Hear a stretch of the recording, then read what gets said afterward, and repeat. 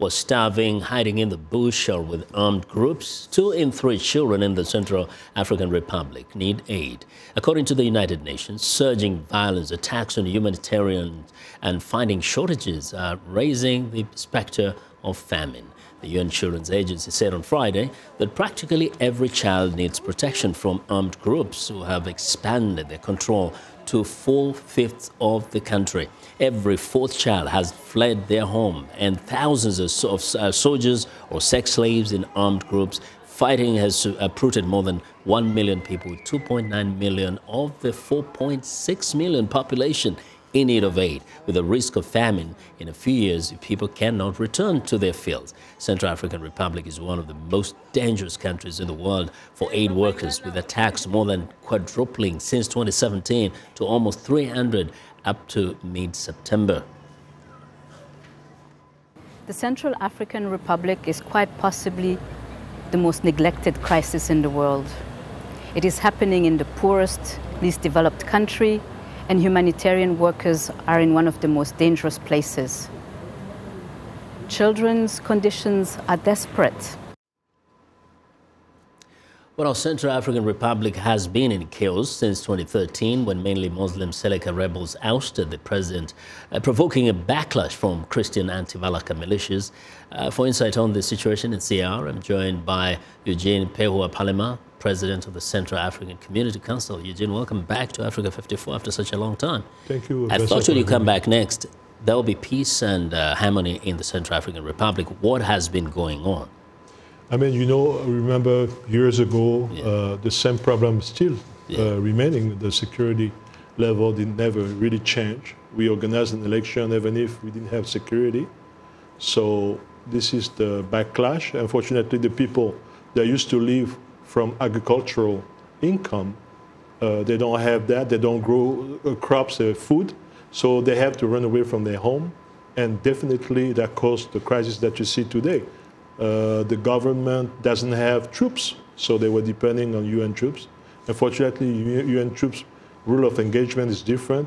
You have some countries that don't really protecting the population, and so there is no food at this time of the year. And unfortunately, they play like a firefighter trying to quench the fire, but the reality, they have to address the problem. And that's the thing, you know, because there was a time when there was so much focus in the Central African Republic, and everybody thought that there would be so much help for the people of Central African Republic. Do you feel like somewhere along the way, the focus shifted elsewhere, or maybe the problem just became bigger and nobody can handle it?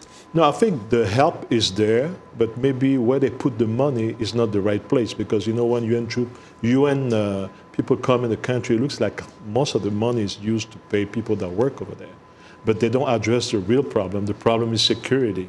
If you don't have security, you're going to have those problems where people don't have food. So the main focus of our government to work with the UN and all the members of the UN is to put back security. We don't have troops. We have embargoes on arms, for example, weapons. So there's no way for the CAR to be able to defeat those armed groups that come from other countries and the anti-Balaka that are over there. So they're having the law. They go after gold and diamond. So create a vacuum in the place where they are. People cannot do their agriculture, so there's no... So, I mean, having peace would mean that people are able to go back to their farms to produce food, so they don't have to rely on food aid from the UNHCR, or I mean, exactly. from aid organizations. Exactly, because this is the point. This is a country where agriculture is important, even if gold and diamond bring income, but most of the people work in that sector. So now they cannot be home, they run away, they also are burned, they attack everywhere. So they depend on assistance from the UN. But that's not the way to help a country. I think the other way would be reestablish security, help the security forces to be stronger, and everything will go back to normal. How significant is the kind of unity that was being kind of crafted by those in power today? We have seen some kind of a government there, but it hasn't seemed to bring control. It hasn't seemed to bring the peace that was desired. So what is the problem? Where is the problem, really? I mean, the problem is that before the election, the country was not secure. You know, I think in 2012, when that crisis started, all the security collapsed. So there is no troops. So President came, but he has no power. His power, his authority is only in the capital. 80-something% of the country is under the control of armed band. So there is no way that a president elected in that situation can change the complete political and socio-economical situation of the country. So there is a big need to understand we have to target the security problem. As long as we don't do that, all the money that they put in CR is like a waste, because we're not reaching the goal that it was supposed to be reaching.